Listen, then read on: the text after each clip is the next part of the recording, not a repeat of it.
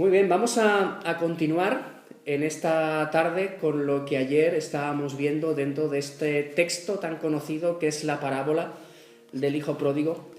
Ayer pudimos ver muchas cosas muy interesantes que nos ayudaban a autoevaluarnos a nosotros mismos para saber en qué situación está nuestra vida. Quizás algunos de nosotros estamos viviendo en esa situación ahora mismo, pero también puede ser que estemos en un momento en el que nos estemos empezando a deslizar en esa dirección. O quizás eres una persona que, gloria a Dios por ello, está firme, afianzada en el Señor, pero tenemos que ir con cuidado para favorecer el ambiente para que esas cosas no sucedan, para ayudar a otras personas a acercarse al Señor, para ayudar a personas a crecer en el Señor, a madurar en el Señor, a personas que deseen estar con el Señor. Y ayer meditábamos en el capítulo 15 del Evangelio de Lucas, los versículos del 11 al 13. Y hoy vamos a ir un poco más adelante. Hoy vamos a ver los versículos del 14 hasta el 24.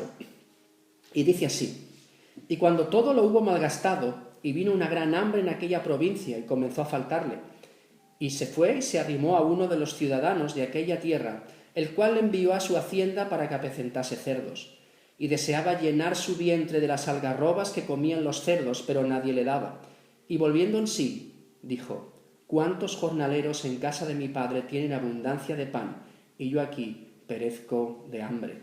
Me levantaré e iré a mi padre y le diré: Padre, he pecado contra el cielo y contra ti. Ya no soy digno de ser llamado tu hijo. Hazme como a uno de tus jornaleros. Y levantándose, vino a su padre, y cuando aún estaba lejos, lo vio su padre, y fue movido a misericordia, y corrió y se echó sobre su cuello y le besó. Y el hijo le dijo: Padre, he pecado contra el cielo y contra ti. Ya no soy digno de ser llamado tu hijo. Pero el padre dijo a sus siervos: Sacad el mejor vestido y vestidle, y poned un anillo en su mano y calzado en sus pies. Y traed el becerro gordo y matadlo, y comamos y hagamos fiesta, porque este mi hijo muerto era, y ha revivido. Se había perdido y es hallado. Y comenzaron a regocijarse. Vemos el momento en el que esa decisión del hijo pródigo de salir, de irse, esa sed de aventuras, de vivir la vida que veíamos ayer, se está produciendo, y mientras eso ocurre, todo está bien, todo funciona, todo va perfectamente. Pero vemos que ocurre algo que quizás no estaba previsto. Y meditando también en lo que veíamos ayer, veíamos que en esas tres cosas que se pierden en este capítulo 15, esa oveja, el dracma y el hijo pródigo, los dos primeros, tanto el pastor como la mujer, buscan hasta encontrarlo.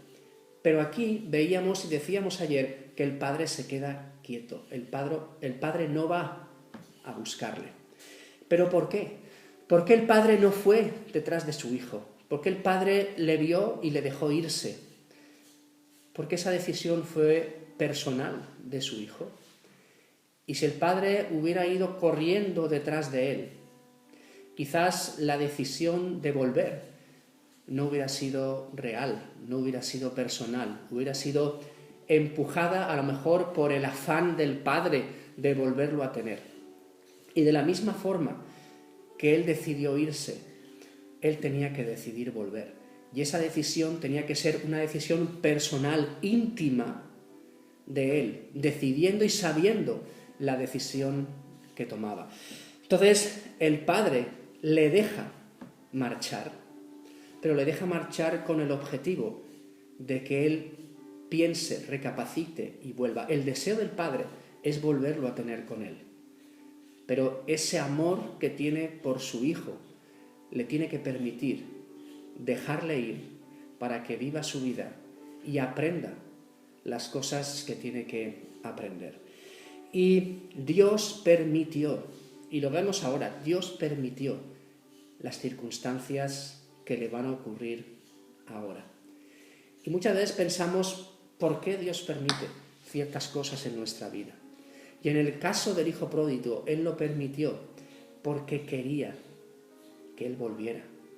El permitir esas consecuencias en la vida de su hijo eran parte del amor de su padre.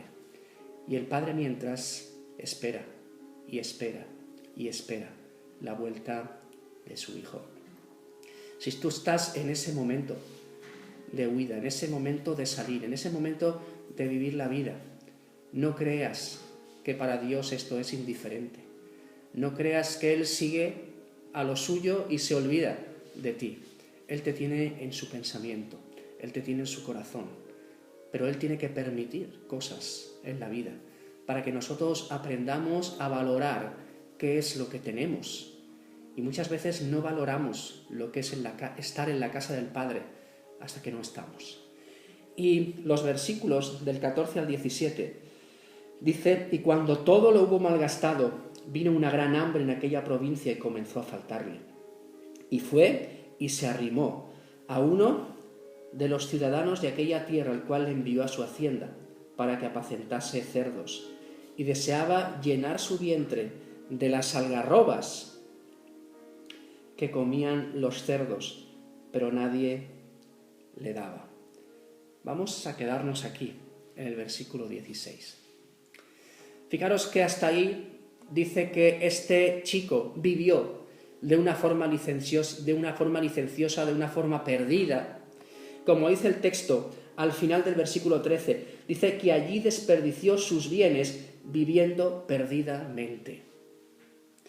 Y llegó un momento que parece que él no le daba valor a las cosas que tenía, las disfrutaba, las gastaba.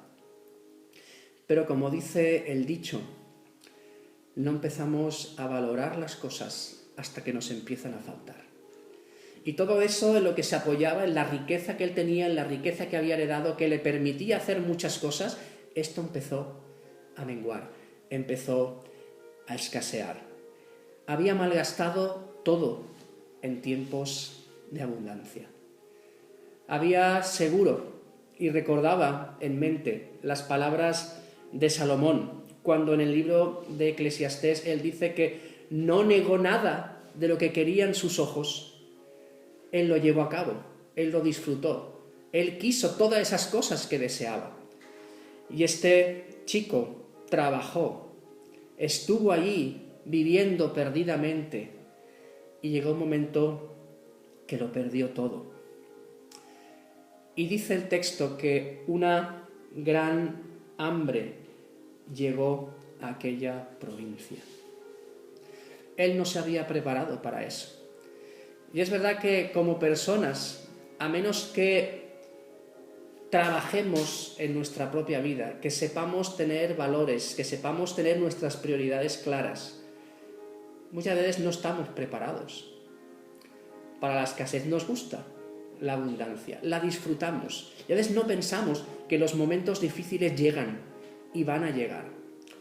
Pablo, en la epístola a los Filipenses, en el capítulo 4 y los versículos del 11 al 13, dice: no lo digo porque tenga escasez, pues he aprendido a contentarme cualquiera que sea mi situación. Sé vivir humildemente y sé tener abundancia. En todo y por todo estoy enseñado, así para estar saciado como para tener hambre, así para tener abundancia como padecer necesidad. Todo lo puedo en Cristo que me fortalece. ¿Cuántas veces repetimos este versículo, no? Todo lo puedo en Cristo que me fortalece. Pero Pablo lo dice en un contexto de necesidad. Él sabe vivir en la abundancia y sabe vivir en la necesidad. Él se ha preparado, él tiene una relación con su Padre tal que le permite vivir y disfrutar en los dos lados, en la abundancia y en la necesidad. Y muchas veces de lo que trabajemos en nuestra vida en los tiempos de abundancia se va a marcar lo que hacemos en los tiempos de necesidad. Me venía a la mente la historia de José, esos tiempos, esos años de abundancia que hubo y esos años de escasez que venían después. El pueblo comió y el pueblo pudo ir hacia adelante y el pueblo pudo subsistir y no morir. ¿Por qué? Porque se había trabajado bien en los tiempos de abundancia. Se había recogido, se había almacenado, se había guardado. Pero él, en el tiempo de abundancia, este chico vivió perdidamente. Lo malgastó, como dice el texto, todo. Pero el padre permitió esa situación. Y fijaros que este chico, antes de reconocer y decir, mira, todo me está yendo mal, no funciona, en aquello que me apoyaba no vale, volveré a mi padre. Pero eso no es lo que ocurre. Porque Dios permite una circunstancia adversa para tocar la vida de su hijo. Pero en este primer punto, le afecta en lo físico, le afecta en lo material, pero se queda ahí. La primera cosa que ocurre no doblega su ego, no doblega su orgullo. ¿Por qué? Porque vemos que él dice que se arrimó a uno de los ciudadanos de aquella ciudad, el cual envió a su hacienda para que apacentase cerdos. Buscó seguir con esa vida lejos de la casa de su padre y buscó la manera de intentar salir hacia adelante. Mirar, cuando estamos viviendo como hijos pródigos y empezamos a ver que las cosas no nos salen bien, de primeras no pensamos en volver, porque creemos que es una humillación para nosotros. Creemos que la gente nos va a señalar, que dirán, ¿ves? Ya te lo decíamos nosotros. Y para ellos el orgullo, el ego, es más fuerte que el reconocer. Y pueden seguir viviendo, sufriendo consecuencias, simplemente por el hecho de no reconocer que en un día se equivocaron. Y fijaros que le lleva a apacentar cerdos. Era un trabajo que nadie quería. Y es más, lo que se ve es que los cerdos estaban mejor alimentados que él. Él deseaba llevarse a la boca la comida de los cerdos. Y en ese momento tiene un primer pensamiento en el versículo 17, que le lleva a la casa de su padre, pero es un pensamiento. Dice, y volviendo en sí dijo, ¿cuántos jornaleros en casa de mi padre tienen abundancia de pan? Y yo aquí perezco de hambre. Pero él continúa, está ahí apacentando cerdos, apacentando esos animales que nadie quería estar, queriendo y deseando comer su propia comida para llenar su vientre. Pero por ahora él prefiere estar ahí que volver a la casa del Padre. Todo eso es permitido para hacerle abrir los ojos. Pero también, como hijos pródigos, muchas veces tenemos que decidir cuánto tiempo nos vamos a quedar ahí apacentando cerdos. Podemos quedarnos ahí por mucho tiempo y pasar mucha necesidad y mucho hambre y no quererlo reconocer. Y no querer ni que el Padre lo sepa, para que crea que nosotros podemos vivir nuestra vida y que las cosas nos van bien. No sé si recordáis, ayer veíamos también un texto paralelo en Segunda de Crónicas, capítulo 29, y veíamos el versículo 6 y el 7 como cosas que ocurren cuando nos soltamos del Señor, cuando dejamos de mirarle, cuando le damos la espalda, cuando nos cerramos a las cosas del Señor, cuando dejamos de brillar, cuando dejamos de orar, cuando dejamos de arrepentirnos, de pedir perdón. Pero el versículo 8 y 9 de ese libro de Segunda de Crónicas dice ahora cuáles son las consecuencias que ahí el pueblo, por haber abandonado al Señor, le estaban ocurriendo. Dice, por tanto, la ira de Jehová ha venido sobre Judá y sobre Jerusalén, y los ha entregado a turbación, a execración y a escarnio, como veis vosotros con vuestros ojos. Y aquí, nuestros padres han caído a espada, y nuestros hijos, nuestras hijas y nuestras mujeres fueron llevadas cautivas por esto. Pero vamos a desgranar un poco cada una de las cosas que dice este texto, a la que se entregaron. Habla primero de turbación, una alteración, una interrupción del estado natural de las cosas, un estado de aturdimiento, una forma en lo que en lo personal no sabemos hablar, no sabemos qué tenemos que decir ni reaccionar. También habla de execración, entregados a la crítica, entregados al escarnio, a la burla, a muestras de desprecio groseras y humillantes, también a muerte, tanto física como espiritual. Y también habla de una cautividad familiar. Dice el texto de Crónicas que las mujeres y los hijos fueron llevados cautivos por esto. Ayer decíamos que lamentablemente un hijo pródigo muchas veces crea a otros hijos pródigos. Y un hijo pródigo pone el ambiente adecuado para que otro también sea pródigo, porque no se ve integridad, porque se ve falta de vida, de coherencia en su vida. Pero gracias a Dios, que la relación con Dios no depende de mis padres, no depende de otras cosas, sino que es algo personal, algo que tengo que desear, algo que tengo que buscar. Por eso es tan importante. Tiene que ser algo propio, una decisión tomada desde mi voluntad, el estar y vivir al lado del Padre. Otra vez, todo eso permitido por Dios, pero permitido con el hecho, otra vez, y lo iremos remarcando mucho, de hacerte volver, de que pienses, de que recapacites.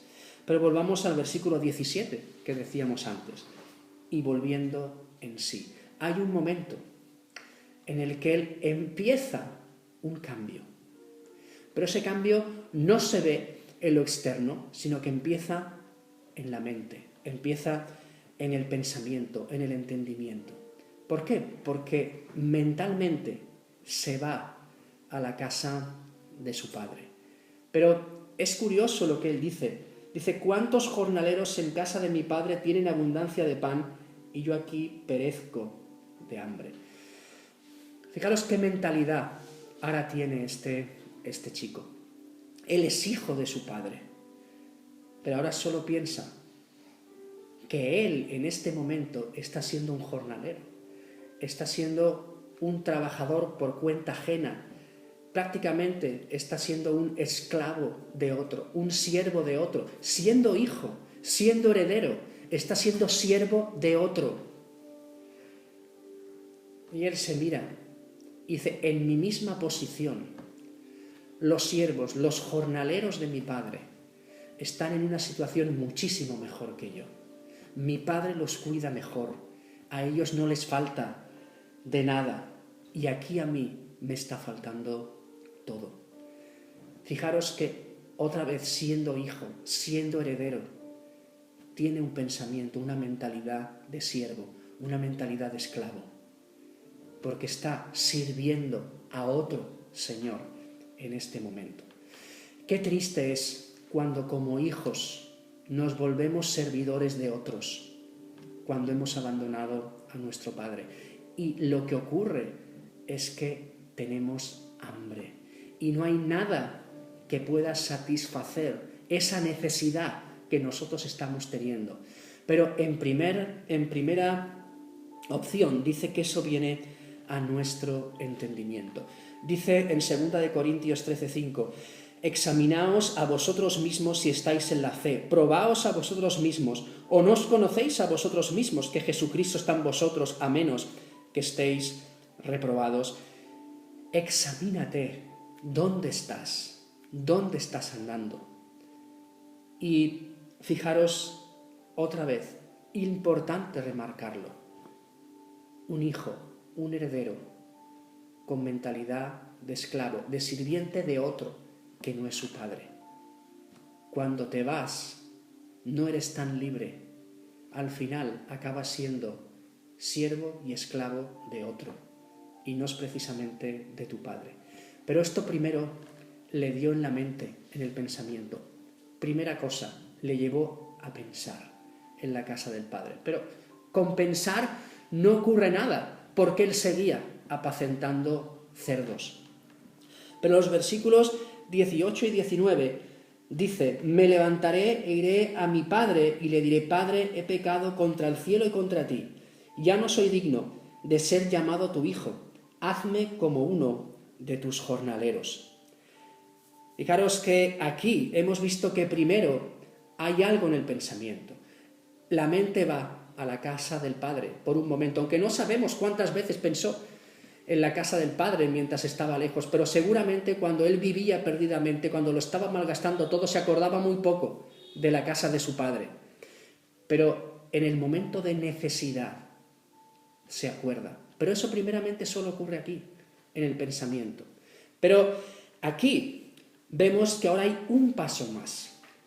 Hay un deseo de tomar una decisión. Habla de que me levantaré e iré a la casa de mi Padre y le diré. Pero fijaros que todo eso está en futuro. Es un pensamiento, un deseo. Pero ahí ya empieza su ego a estar tocado.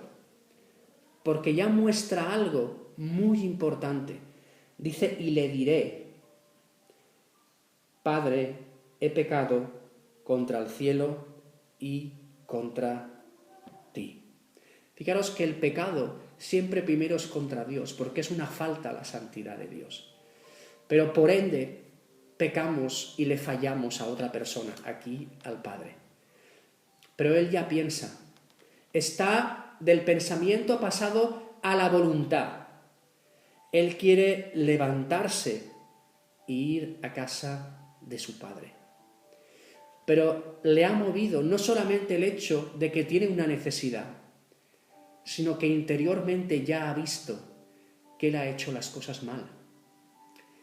Y hay ese arrepentimiento interno que le lleva a decir, he pecado contra el cielo y contra ti. Y fijaros que dice, ya no soy digno de ser llamado tu hijo, hazme como a uno de tus jornaleros. Cuando vemos nuestro pecado, cuando vemos lo que hemos hecho, cuando vemos que estamos viviendo una vida separada de Dios, separada del Padre y todo lo que nos está llevando, y nos damos cuenta de eso, lo que nos hace ver es nuestra indignidad. No somos dignos. Nuestra vida no es digna del Señor. Y él le va a decir a su Padre, no soy digno de ser llamado tu hijo. Y habla de que le acepte como uno de sus jornaleros, en lo que él se había vuelto ahora. Él prefería ser un jornalero ahora en la casa de su Padre, ser un siervo de su Padre, que no un siervo a cuenta ajena de otro Señor. Pero aquí todavía no ha pasado nada. Fijamos que lo pensó, se fue con el pensamiento a la casa del Padre. Aquí ya hay un deseo de tomar una decisión, ya hay interiormente un arrepentimiento, pero falta dar un paso. Y eso es lo que vemos en el versículo 20. Y levantándose, vino a su padre. Y cuando aún estaba lejos, lo vio su padre y fue movido a misericordia, y corrió y se echó sobre su cuello y le besó. De nada sirve el pensamiento y el deseo sin una decisión, sin una acción decidida. Fijaros que él decía, me levantaré, iré, le diré, pero ahora en el versículo 20 dice, y levantándose, tomó la decisión, la acción decidida de ir a la casa de su padre. En ese momento, su yo ya está en el suelo, su orgullo ya está en el suelo. Él ya no aguanta más, ya no puede fingir más. Reconoce su necesidad y sabe en qué lugar esa necesidad está cubierta, y es con su padre. Pero se considera completamente indigno y prefiere incluso estar en la casa del Padre como un jornalero, porque él sabe que no se merece ser su hijo. Se pone de vuelta a casa, pero aquí vemos la maravilla de la actitud del Padre. Dice que el Padre estaba mirando. No sabemos qué estaba mirando el Padre, pero podemos imaginar que día tras día el Padre podía asomarse, mirar a lo lejos, a ver si alguna vez veía que su hijo volvía, con ese deseo en su corazón. Y aunque el texto no nos lo dice, puede ser muy bien eso por la reacción que tuvo. Dice que aún cuando aún estaba lejos. Cuando vio algo o alguien muy chiquitito en el horizonte, el Padre sabía que ese era su hijo. Y ese no fue un momento para pensar, mira ya le falta todo, ya no tiene nada, mira cómo está, ahora ya viene aquí, a ver qué es lo que va a decir. No. El Padre en ningún momento sacó ni pensó en un reproche, ni pensó en un castigo, porque el Padre, y en este aspecto Dios, sabe, desde que nos ve, y ya antes porque nos conoce, que ha motivado nuestra vuelta. Y este chico venía humillado, y no es el momento de las broncas, no es el momento de las críticas, no es el momento de señalarle, no es el momento de humillarle. Era el momento de ir, de correr, de tener misericordia y de abrazarle y de besarle, porque venía alguien completamente necesitado. Y eso es la actitud del Padre. Dice que Él no solamente corre, sino que se echa sobre su cuello y le besa. ¿Cuánto amor encerrado en la persona del Padre? Qué poco hay en Él, como os decía ahora, de señalar, de juzgar, de enfadarse, de criticarle. En cambio, el amor cubre todas esas cosas. Él sabía cómo volvía su hijo. Si tú vuelves al Señor, o el día que volviste, si un tiempo fuiste pródigo, o si estás siendo pródigo ahora, si un día decides volver, el Señor sabe cómo está tu vida, cómo está tu corazón, las heridas que llevas contigo. Y el Señor corre a buscarte, porque te ama, y corre para abrazarte, para besarte. Pero en el versículo 21, el Hijo tiene que hablar. Y esto es muy necesario, aunque el Padre sabe que Él viene arrepentido. Nosotros como hijos es necesario que hablemos y que confesemos.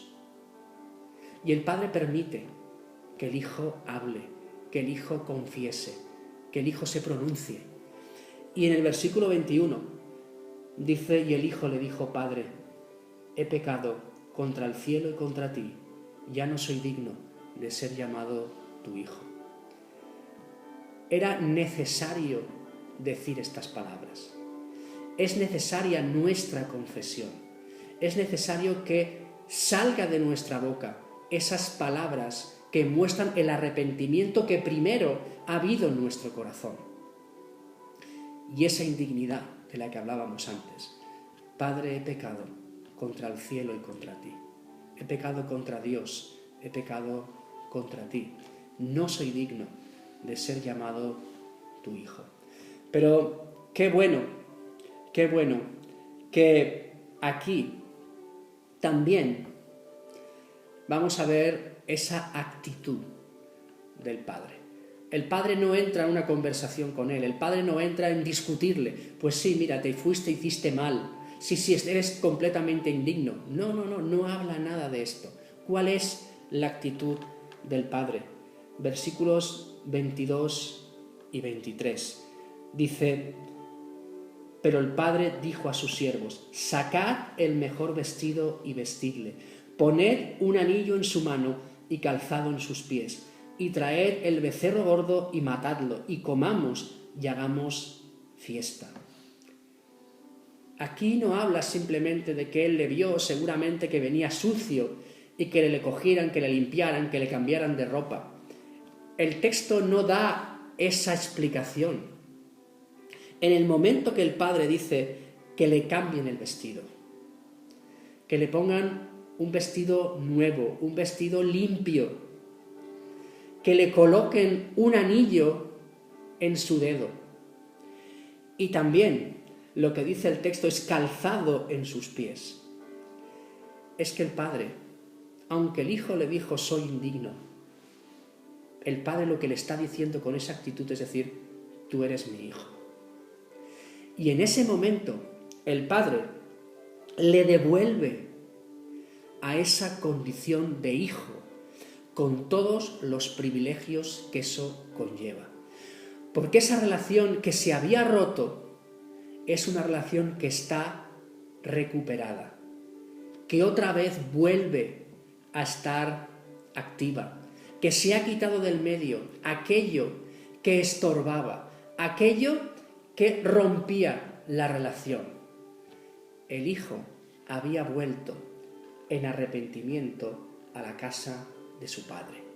Y su padre está ansioso por abrazarle, ansioso por decir, este es mi hijo.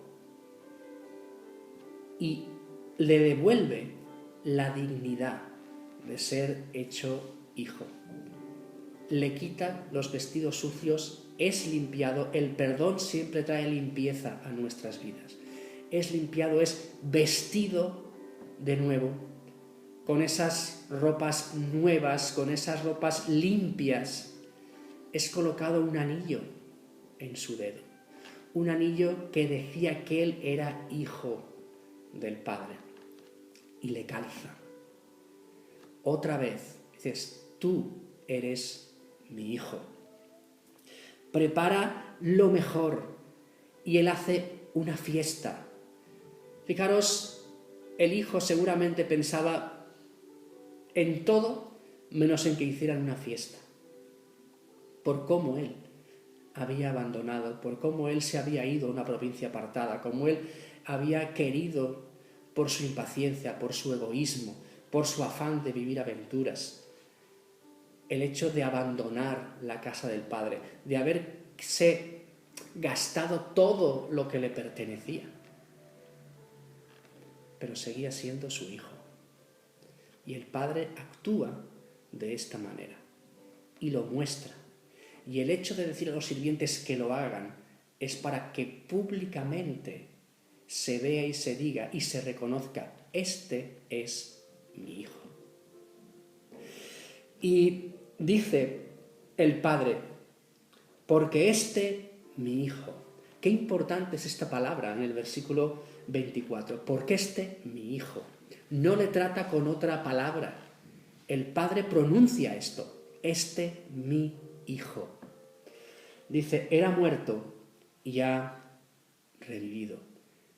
Espiritualmente había muerto, se había roto la relación con el Padre, pero había vuelto, había revivido, volvía a tener vida, estaba ahí con el Padre de nuevo. Dice, se había perdido y es hallado. Fijaros que dice, se había perdido. ¿Quién se había perdido? Él, porque él tomó la decisión de irse de la casa de su Padre. Pero ahora ha sido hallado, se ha encontrado otra vez desde el lugar donde nunca tuvo que salir, de la casa de su Padre. Volvía a estar ahí. ¡Qué bueno! Y le dice al final, y comenzaron a regocijarse. Trae alegría la vuelta de un hijo que un día marchó, que ha vuelto seguramente lleno de heridas, también lleno de experiencias, lleno de enseñanzas, lleno de aprendizajes que le han vuelto otra vez al Señor. Y sabéis, muchas veces, cuando siendo pródigos nos hemos apartado de la casa del Padre y hemos experimentado lo que es vivir fuera, el dolor, las marcas que produce, y hemos vuelto, la relación que tenemos con el Señor después no es la misma que teníamos antes. Es mucho más fuerte, es mucho mayor, porque valoramos mucho más lo que es estar en casa del Padre, porque hemos experimentado lo que es vivir fuera y gastarlo todo. Entonces, en esta tarde, me gustaría que pensaras en tu situación. Me gustaría que pensaras en cómo estás. Me gustaría que pensaras, si es que te encuentras lejos, que pensaras en la casa de tu Padre. Y si se está moviendo dentro de ti ese deseo de levantarte y volver, no lo dejes para mañana, vuelve, porque aquí tienes que tener la esperanza de cómo vas a ser recibido por tu Padre. Cuando Él vea tu actitud de levantarte y volver, va a correr a por ti. Te va a abrazar, te va a besar, te va a decir, bienvenido a casa otra vez. No te va a señalar, no te va a juzgar, porque ya en tu interior estás experimentando todo el dolor que ha producido ese apartamiento. Y ese dolor te lleva a un arrepentimiento genuino, a un arrepentimiento de verdad. A partir de ahí, el Padre te abraza, te besa y te cambia, te limpia, te cambia el vestido, te quita todo eso que has venido arrastrando, te pone un anillo y te calza y dice, este es mi hijo. Puedes volver a una relación personal con tu Padre. Solamente tienes que levantarte y ir en esa dirección.